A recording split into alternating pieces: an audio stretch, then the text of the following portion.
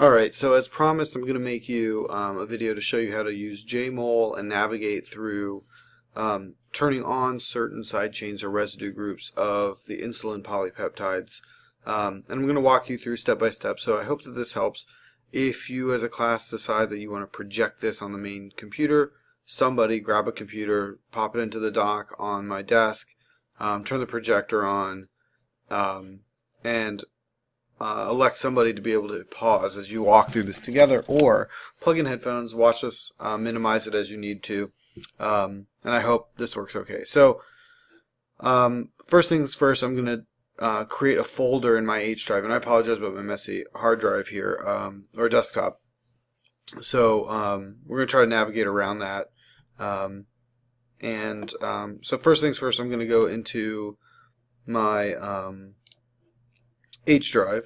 So I want you to go to your H drive if you're using a school computer. If you're using your own computer, you need to download Jmol. Actually, pause right now. Let me show you, if you're using your own computer, where to go to get to your own version of Jmol. So if you go to Smart Team Resources, the first link takes you to the Milwaukee School of Engineering Center for Biomolecular Modeling webpage and their resources, and there are lots of different things down here. We're going to keep scrolling down to Jmol, and if you're on your own computer, you need to download Jmol version 14.2.1 Mac or PC. I'm going to go ahead and do that to show you how this works. It's downloading right here, and again, I'm showing you because it's very important that you select the right file. So you're at school using a school computer, you don't need to do this. But if you want to download Jmol at home, these are the steps that you're going to take. And apparently my internet connection is really slow. When that file opens up, you are going to actually look for a file that's called jmol.jar, or it's an executable jar file. So it says 10 hours left. Man, that's terrible. So I'm actually going to close this. We're gonna stop this download. I don't want to wait 10 hours. So I'm going to close this, but you're looking for jmol.jar inside of that zip folder. If you're on a school computer, go to the Start button, and you can type in here JMOL, and you should find this Jmol 14.2.1. Alternatively, on your desktop, if you have this folder, some of you didn't seem to have it, and I have to find mine, and I take that back. This is not on my desktop currently because I'm doing this at home. So I'm going to go the back way into Jmol. We're going to let it load. You're going to see a couple windows pop up. You just wait through this window. Don't X this out. This is the command screen, and we're going to wait for another window to pop open, this Jmol, and this is the screen I want. I'm going to go ahead and click on File and Console and get everything that I need ready the way that I want it. I'm going to make this black background's window a little bit bigger and my console a little bit smaller to the right. But I don't have any data in here yet, so I'm going to go back to the interwebs. Oops, little trigger happy. Okay, so I'm going to go to www.pdb.org. It's Protein Data Bank, and wait, I assume. That's what we're doing. Just waiting.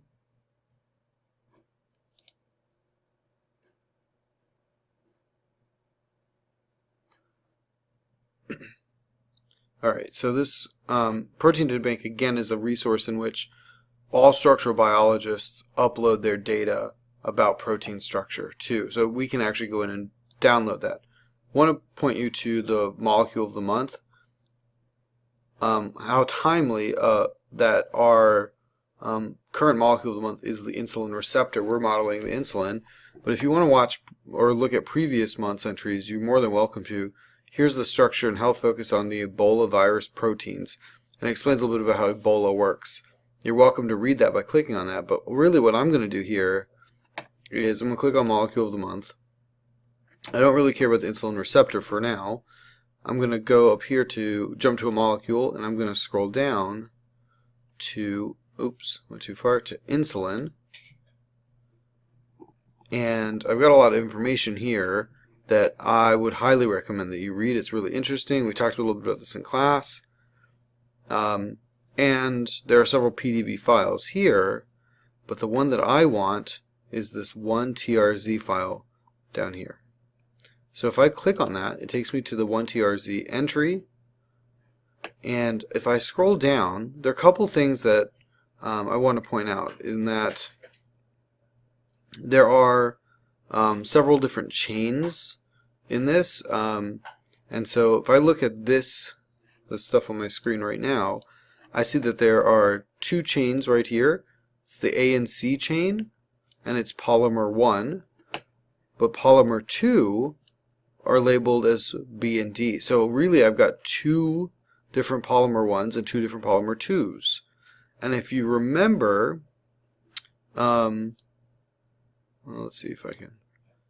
If you remember the folding that we did with the tubers and insulin, you had to identify the signal peptide that, if you remember, embeds into the membrane of the endoplasmic reticulum, the insulin B chain, the C peptide that gets cleaved out once the protein folds properly around itself in its quaternary structure, and then the insulin A chain.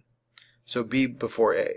And so what we're going to do is kind of mimic, or sorry, not mimic, model some of the amino acids on these chains. So it's important to remember I've got A and C and B and D. So I've got two, really what that's telling me is I've got two insulin molecules crystallized in this structure. So if I scroll up and go to download files to the PDB file text, let that download. What I'm going to do is click on this arrow, say show in folder, and I've downloaded it several times. I'm going to take the clean one, and I'm going to copy and paste it. Copy, go to my H drive, go to my insulin folder, and paste it in. Now I've got that PDB file here, or almost there, ready to be opened. Now, to open it, do not double click on it. Nothing will happen. Let's see.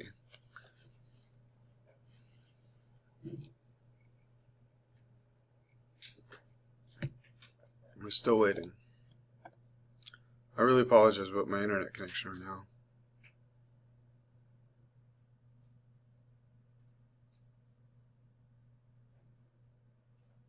Sorry, I just paused it while it was finishing. So I've got my file here. Again, I don't want to double click this. It won't open. It'll come up with an error. So in fact, I can close this window now. I can minimize this. I've got my Jmol screen in the background. I'm going to click on this button or file open, and I'm going to navigate to my H drive.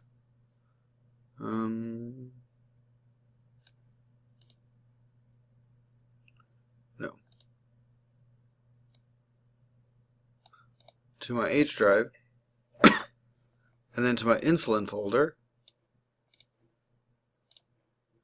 and then open that file. And what I get is this. And this is not something that I can print. This becomes a lot, there's a lot of little pieces. This format is not good for our 3D printers. It's actually kind of really hard to make sense of. And if we were to look at the PDB file, we would see that any of these ribbons are alpha helices, and these yellow arrows are beta sheets. But they don't really look like beta sheets. These are just the simple codes that we use to describe this stuff. And if I hover over any of these atoms, it tells me it's HOH or H2O. I could alternatively click on it, and that information shows up over here in my console. And it gives me X, Y, and Z coordinates, which may be important to you, may not be. But you can clearly see right down the middle here, there are two separate molecules that are not attached to each other, but you can also see, or maybe this is still hard to see, that this right here, this purple and white molecule, is not really attached to the other side as well. So we actually have 4 separate molecules floating around in this image. Large molecules, not aside, excluding the water. So I'm going to type in a couple commands to get rid of a couple things and change some of the perspective so it's more appropriate for our 3D printers. So when I say restrict something, I'm really saying I want to see only that thing, except when I say restrict not something. When I say restrict not something, it's going to get rid of that thing I'm telling it to not restrict. So restrict not water gets rid of all my water molecules, but I still got a couple of ligands floating around out here. So this is chlorine. So if I say restrict, or actually I'm going to show you a trick. I'm just going to hit the up arrow, and it goes to my previous command. I'm just going to delete water and type in Cl, and those go away. But I've also got sodium and zinc. So I'm going to do select Na or Zn. So it's going to pick this sodium or these Cls. If I said sodium and zinc, then it wouldn't select anything. Actually, let me show you that. 0 atoms selected, because there's nothing on this in this data file that is both zinc and sodium. Those are 2 separate atoms. So if I write select sodium or zinc, I get these 3 atoms. 1, 2, 3. And so now I know that that's what I want to get rid of. So in fact, I'll go back up and just type in oops, I didn't mean to do that, so I'm going to hit undo. I meant to say restrict not Na or Cl. That didn't work. Okay, restrict not Zn. I guess it should restrict not. Alright, I'm going to try something. Okay. Put this in parentheses. He gets rid of them. Okay. Because it was associating the not just with the sodium, it was not associating the not with the Zn. It's kind of like the distributive property. When I put this here, it applies to both terms inside of this parenthetic phrase. So, alright, so now we're just looking at the protein, but I'm actually looking at 2 strands of it, and I don't want to do that. I only want to look at the A and the B chain. And that actually corresponds to the A and the B chain that we were talking about before with the signal protein or signal peptide, the B chain, then the C peptide, and then the A chain. So the B chain and the A chain is what I want to look at. And so if I say restrict star A or star B, that's all I'm going to look at. And so the other is now hidden. So it looks a little bit cleaner now, but it's still not printable. So we're going to make it printable. So I'm going to say backbone 1.5.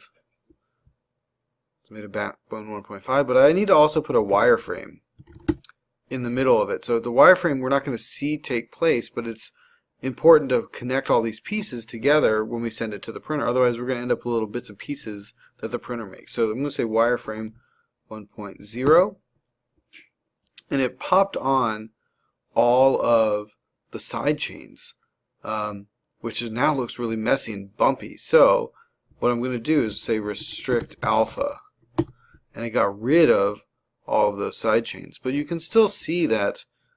You can kind of see the head of the arrow in here. You can see these little lines through here. And that's because I've not turned off the cartoon mode yet. So if I say cartoon off, that goes away. And so now I'm left with something much cleaner. And this light purple or pink color represents the alpha helices, and the yellow represents a beta sheet. And this is a very small beta sheet.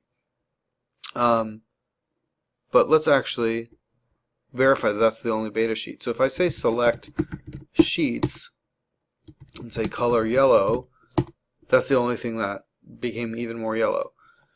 If I say select helix, color red, that's the only thing that gets changed. Okay. So, perfect. So, now that I have that, I actually want to turn on a few of the cysteines that created the disulfide bridge. So I'm going to add a couple little notes here in this little sticky pad. So the cysteines interact with each other to create disulfide bonds. And these are one of the types of bonds that we talked about that lead to tertiary structure of proteins. All that a cysteine is, I'm just going to abbreviate CYS. This is the 3-letter code. All a cysteine is essentially it's a carbon plus a sulfur. So it's only 2 atoms if we're excluding the hydrogens that are present in this. So it's carbon plus a sulfur. And so I'm going to make a little chart here, and this all comes from that folding activity that we did that is really kind of telling the story of how these two different polypeptides that originally came from the same gene but then were cut apart from each other because the C peptide was cleaved, how they actually fold together and are held together. It's through these disulfide bonds. So I'm going to tell you that I'm going to do the B chain over here and then A chain over here.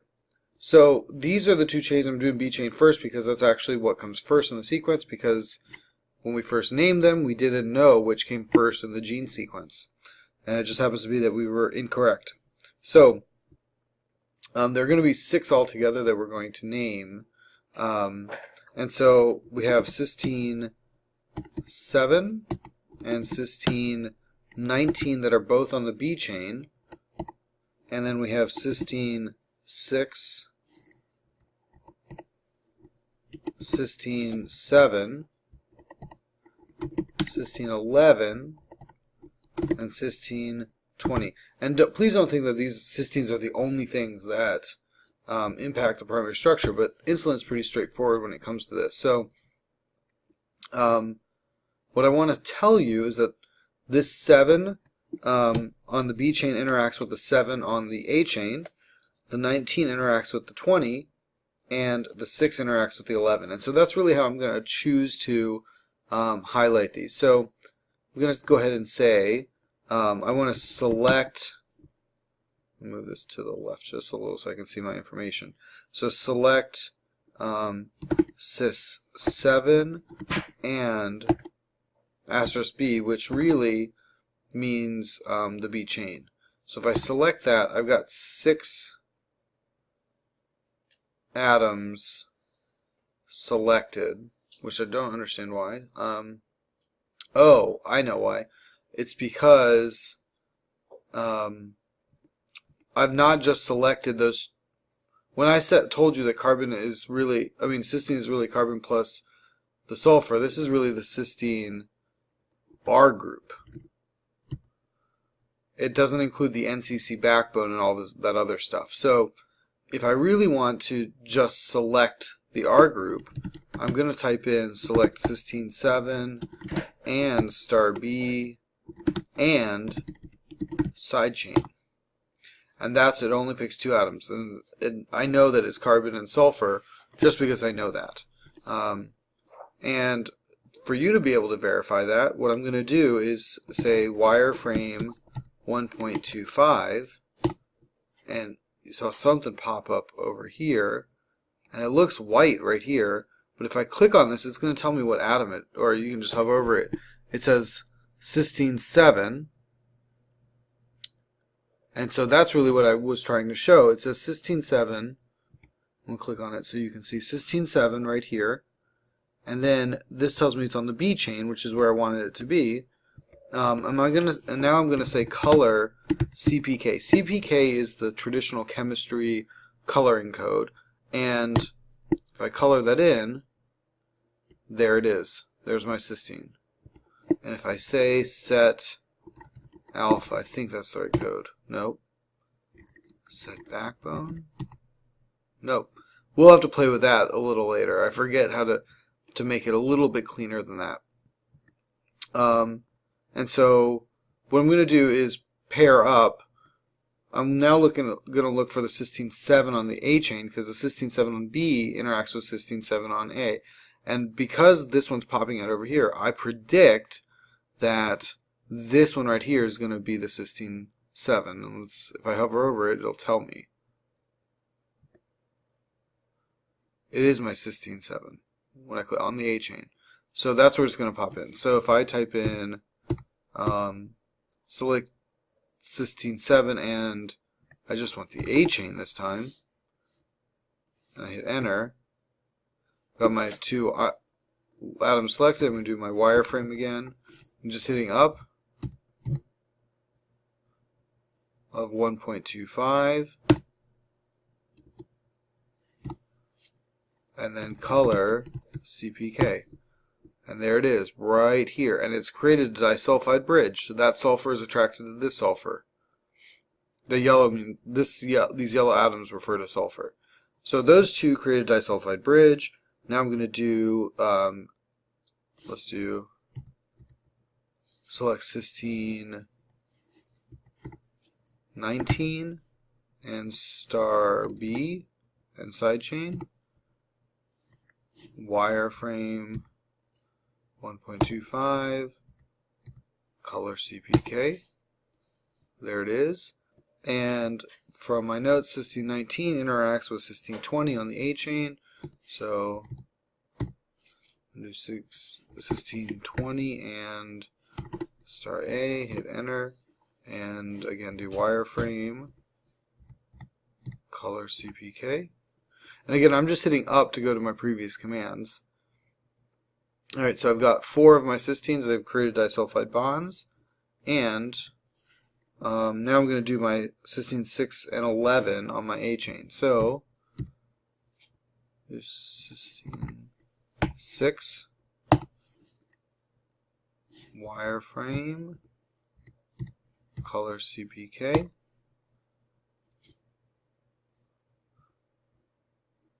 there it is, and it's this one right here.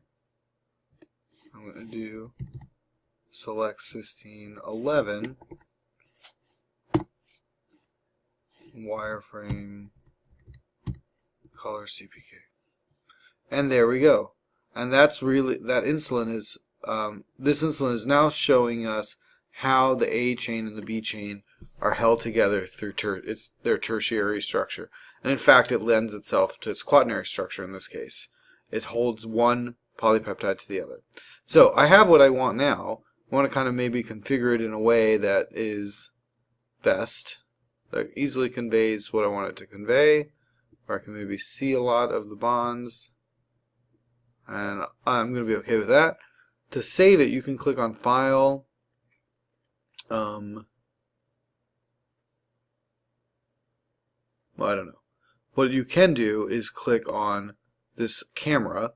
It says save current view as an image, and it will save it as a JPEG file, but I'm going to save this as version 1. And you may want to actually just call this one version whatever your name is. I'm going to save it into the same folder as my insulin so that it can read the original data from this PDB file. Hit save, and if I go to my file, my insulin file, there it is, my version 1. And that I can now upload to the Google Classroom assignment. If I ever wanted to, let's say I wanted to close Jmol. Oh, by the way, none of this ever gets saved in your console. I think it's frozen. Yeah, none of that ever gets saved. So you may want to copy and paste that into a Word document. Alright, I'm going to close this, but I'm going to show you how this opens up as well.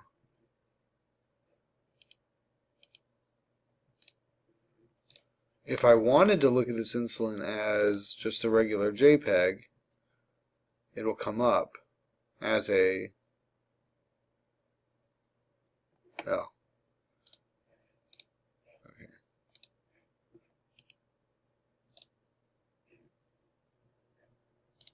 So what it should do, if I go back to Jmol,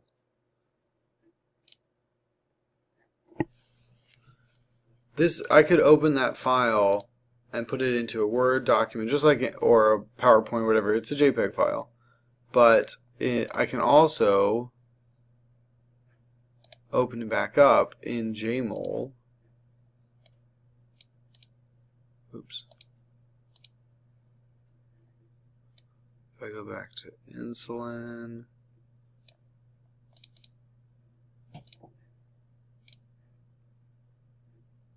and there it is, and I can still navigate around, even though that's not how I could do it in a PowerPoint. Okay, so that's that, and I want you to do that for insulin, because you're going to be doing the similar thing with CFTR soon enough.